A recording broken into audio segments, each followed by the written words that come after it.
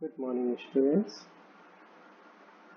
आज हम ब्रेंकियोस्टोमा, जिसे हम एम्फियोक्सिस भी कहते हैं, उसके हैबिटाट और अनाटमी के बारे में जानकारी लेंगे। मैं doctor Prakash Chandra Sharma, department of zoology, government college Ajmer. जो ब्रेंकियोस्टोमा या एम्फियोक्सिस है, ये विश्वव्यापी है, कॉस्मोपॉलिटन है, लगभग सभी समुद्रों में पाया जाता है। याद रखिए, समुद्रों के अलावा, मराइन के अलावा, ये जो एस्चुरीज होती हैं वहां पर भी ये पाया जाता है। खास बात, ये समुद्र या एस्चुरियन हैबिटेट के जो टाइडल रीजन है, मतलब जो लहर आने वाला क्षेत्र है, वहां पर टाइडल रीजन में जो सैंडी सोर्स है, जो रेतीले किनारे हैं, उन रेतीले किनारों पे अक्सर आपको धंसा हुआ मिल जाएगा। वाटर में ये एक्टिव स्विम भी कर सकता है। तो ये कुछ मीटर तक की गहराई तक सैंडी सोर्स में ये पाया जा सकता है। ये स्टेनो हलाइन होता है। स्टेनो मतलब शॉर्ट रेंज, यूरी का मतलब होता है लॉन्ग रेंज।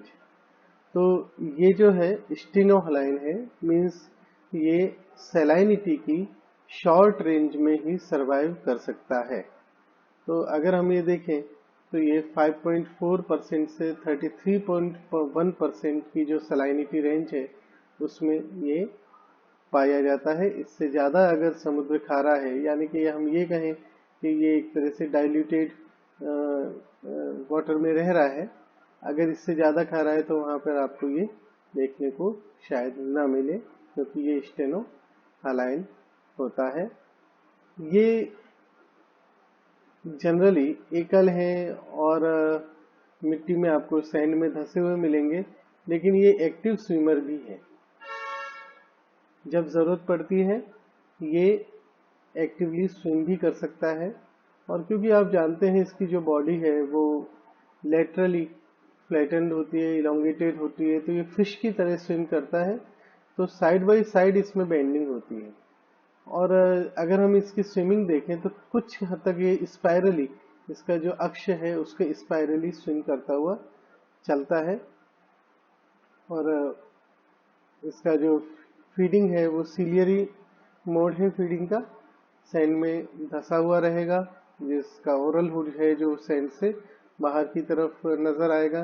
मेटाप्यूरल फोल्ड तक का हिस्सा जो है, काफी हिस्सा ये सैंड में धंसा हुआ होगा।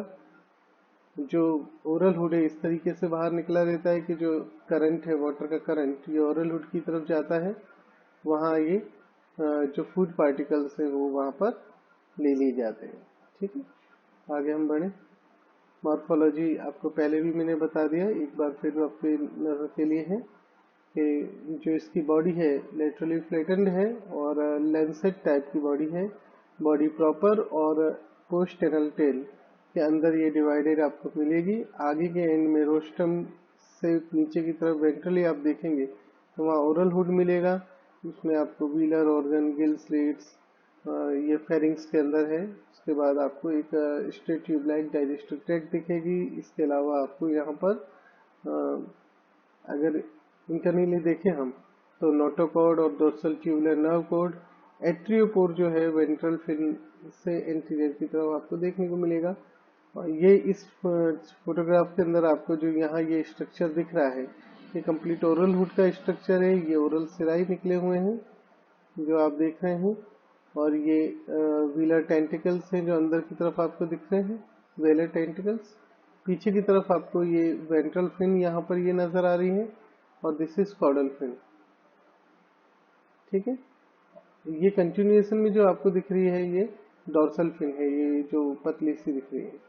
तो ये इसकी मॉर्फोलॉजी में करीब ये 5 से 8 सेंटीमीटर लंबा एनिमल है, एलोंगेटेड होता है, और जैसे हमने कहा ये लेटरली फ्लैटेंड होता है। तो इसकी बॉडी को हम दो हिस्सों में बांट के देख सकते हैं, body proper and post anal tail.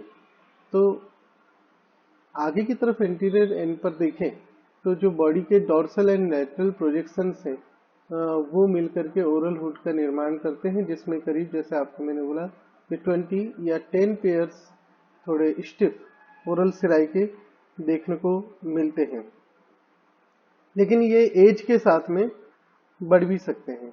जो हर एक सिराई है वो सपोर्टेड होता है कि जॉइंटेड स्केलेटन के जरिए, जो कि ओरल हिड के जो कंबाइंड जिसको हम के स्केलेटन है उसके साथ में आर्टिकुलेट करता है। एक तरह से यहाँ ओरल रिंग लाइक स्ट्रक्चर होता है, और जो फीडिंग के दौरान ये जो ओरल सिराई है वो अंदर की तरफ मुड़ जाती हैं और एक सीव जैसा स्ट्रक्चर बना देती हैं।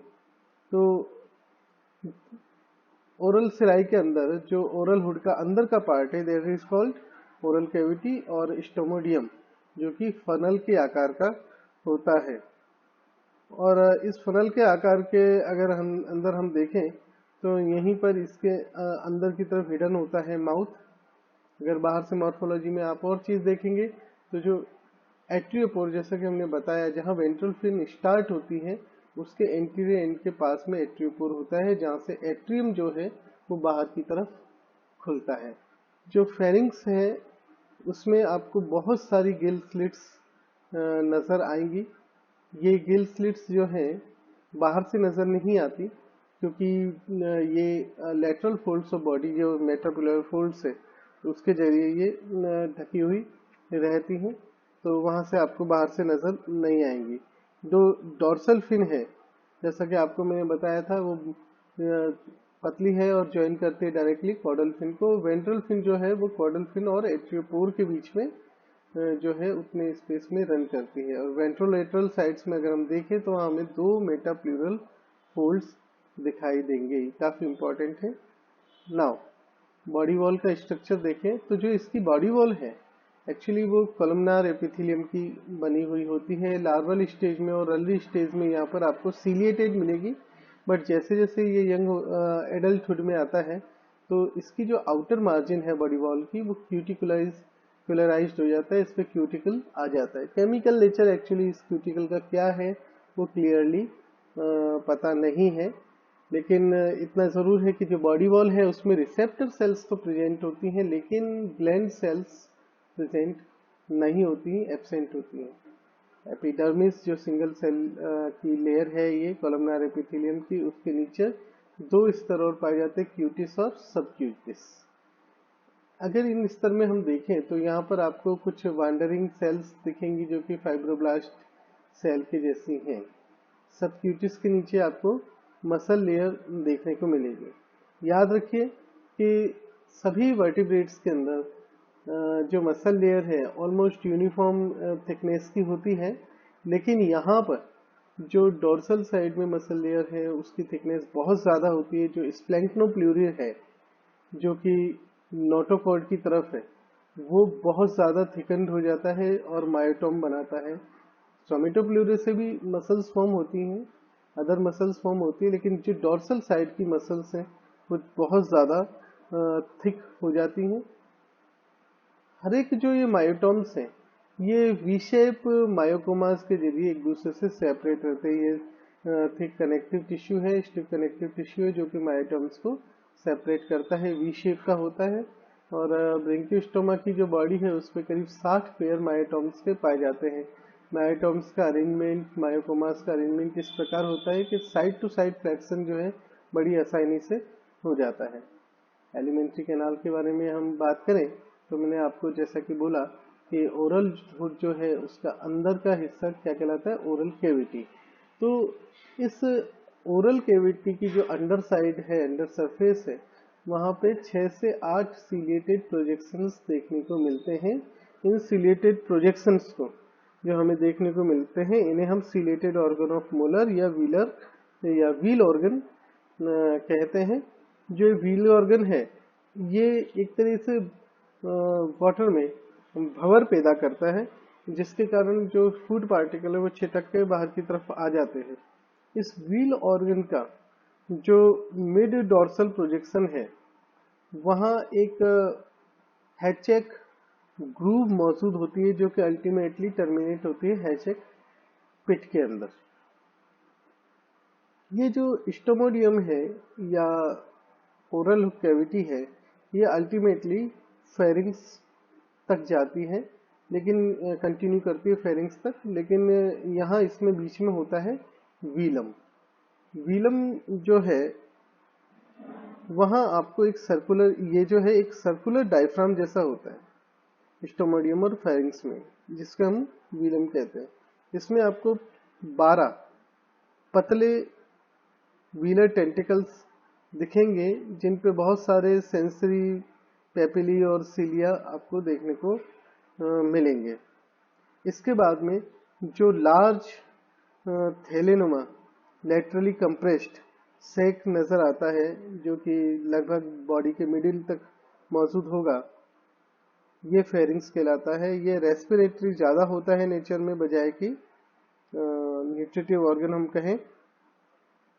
तो इसकी जो प्लूरल वॉल्स हैं वो छिदी हुई होती हैं, छिद्रित होती हैं, और वहाँ आपको करीब 150 से 200 गिल स्लिट्स आपको 150 से 200 पेयर गिल स्लिट्स आपको देखने को मिल जाएंगी, जो कि वर्टिकल होती हैं। तो इन जो गिल स्लिट्स के बीच का स्पेस है वो ऑक्यूपाई होता है गिल बार के जरिए, जो 2 ऑर्डर की देखने को मिलती हैं, प्राइमरी एंड सेकेंडरी गिल बार। तो जो सेकेंडरी गिल बार्स हैं वो लार्वल स्टेज में बाद में डेवलप होती हैं। अगर हम ये देखें तो जो प्राइमरी गिल बार होती हैं उनके अंदर आपको सीलोमिक स्पेस देखने को मिलेगा। साथ ही साथ प्राइमरी गिल बार की जो स्केलेटल रोड होती है वो फॉक्ड होती है, जबकि सेकेंडरी गिल बार की जो स्केलेटल रोड होती है वो फॉक्ड नहीं होती है। सेकेंडरी गिल बार में किसी तरह का कोई सीलोमिक स्पेस नहीं होगा। जो प्राइमरी गिल बार्स होती हैं वो एक दूसरे से ट्रांसवर्स जंक्शन के जरिए, जिन्हें हम साइनेप्टिकुलाई कहते हैं, उनके जरिए एक दूसरे से जुड़ी हुई रहती हैं, जो कि एक जिलेटिनस स्केलेटल रॉड से सपोर्टेड होता है और इसमें ब्लड वेसल रन करती हैं। इस तरीके से फेरिंग्स का जो अपीयरेंस है एक बास्केट की तरह से होता है। ठीक है,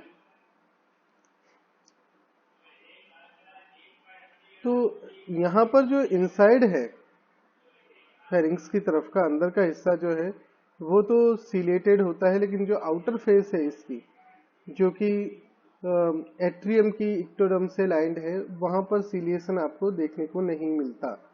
ये ध्यान रखिए। गिल बार का जो अंदर का हिस्सा है उसके अंदर कनेक्टिव टिश्यू आपको देखने को मिलेगा, ब्लड वेसल देखने को मिलेगी, स्केलेटल रोड देखने को मिलेगा। जो फेरिंग्स का फ्लोर है वहां पर इंडो स्टाइल मौजूद होता है, और जिसे आप हाइपोफेरिंजियल ग्रुप भी कह सकते हैं।